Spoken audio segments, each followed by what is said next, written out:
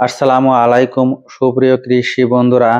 আজকের ভিডিওতে আমরা জানবো আউশ মৌসুমের সেরা আগাম জাত বিরি ধান 43 সম্পর্কে। এই জাতটি কেন বিশেষ, কিভাবে চাষ করবেন, কতটুকু ফলন পাবেন, সবকিছু আজকের ভিডিওতে বিস্তারিত জানবো। তাই ভিডিওটি শেষ পর্যন্ত দেখুন। এবং আউশ ধান কি?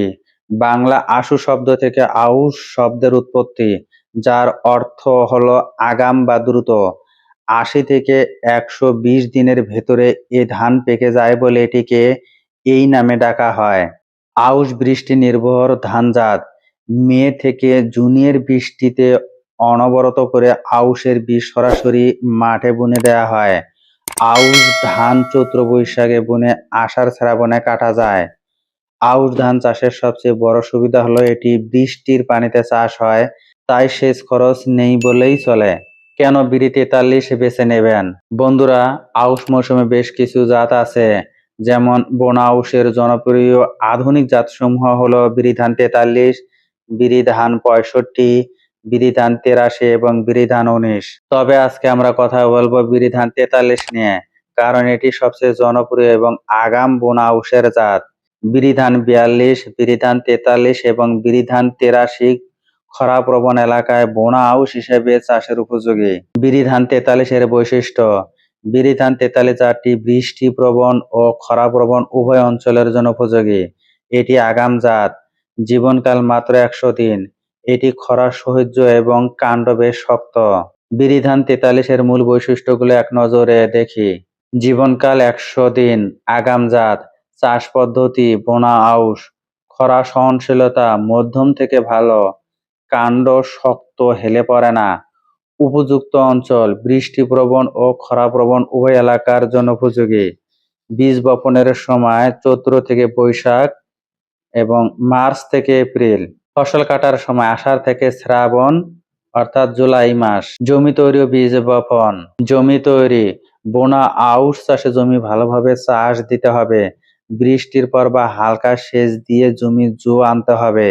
মাটি ঝুরঝুরি করে সমান করে দিতে হবে। বীজের পরিমাণ প্রতি বিঘা 33 শতকে 8 থেকে 10 কেজি বীজ ব্যবহার করুন। বীজ বপনের পদ্ধতি। বীজ সরাসরি মাঠে ছিটিয়ে বা সারিবদ্ধভাবে বুনতে পারেন। সারিতে বুনলে 20 সেন্টিমিটার দূরত্ব রাখুন। বীজ বপনের সময় চৈত্রের শেষ থেকে বৈশাখ মাস পর্যন্ত, অর্থাৎ মার্চের শেষ থেকে এপ্রিল এর মধ্যে সবচেয়ে উপযুক্ত সময়। সার ব্যবস্থাপনা। প্রতি বিঘা 33 শতকে সারের পরিমাণ: ইউরিয়া 15 থেকে 16 কেজি 3 ভাগে প্রয়োগ করতে হবে। টিএসপি 8 থেকে 10 কেজি শেষ চাষে দিতে হবে। এমওপি বা পটাশ 8 থেকে 10 কেজি শেষ চাষে দিতে হবে। জিপসাম 5 থেকে 6 কেজি শেষ চাষে দিতে হবে।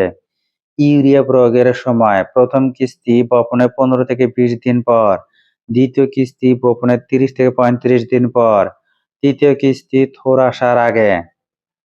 সেচ ও আগাছা ব্যবস্থাপনা। আউশ মূলত বৃষ্টি নির্ভর ফসল, তবে বৃষ্টির ঘাটতি হলে একটি বা দুটি সম্পূরক সেচ দিতে পারেন। আগাছা দমন। বীজ বপনে 15 থেকে 20 দিনের মধ্যে আগাছা দমন করতে হবে। হাতে বা নিড়ানি দিয়ে আগাছা পরিষ্কার করা ভালো, তবে অনুমোদিত আগাছানাশক ব্যবহারও করা যেতে পারে। রোগ বালাই ও পোকামাকড় দমন। আউশ মৌসুমে সাধারণত যে রোগ পোকামাকড় আক্রমণ করে: মাজরা পোকা, শীষে সাদা হয়ে যায়; পামরি পোকা, পাতা পুড়ে যায়; গান্ধী পোকা, ধানে চিটা হয়। প্রতিকার: স্থানীয় কৃষি অফিস বা উপ সহকারী কৃষি কর্মকর্তা পরামর্শ নিয়ে অনুমোদিত কীটনাশক ব্যবহার করুন।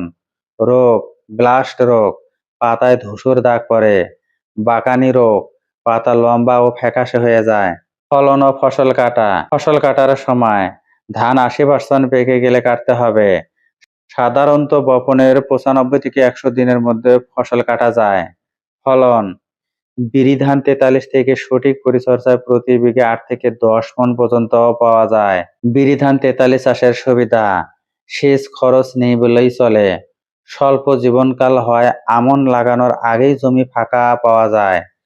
খরা সহনশীল, তাই খরার ঝুঁকি কম। কাণ্ড শক্ত হয়, ঝড় বৃষ্টিতে হেলে পড়ে না। তো বন্ধুরা, এই ছিল আউশ ধানের আগাম জাত বিরি ধান 43 সম্পর্কে সম্পূর্ণ গাইড। ভিডিওটি দেখে যদি বিন্দু পরিমাণ উপকারে আসে, ভিডিওটি অন্যদের মাঝে শেয়ার করে দিবেন। ধন্যবাদ।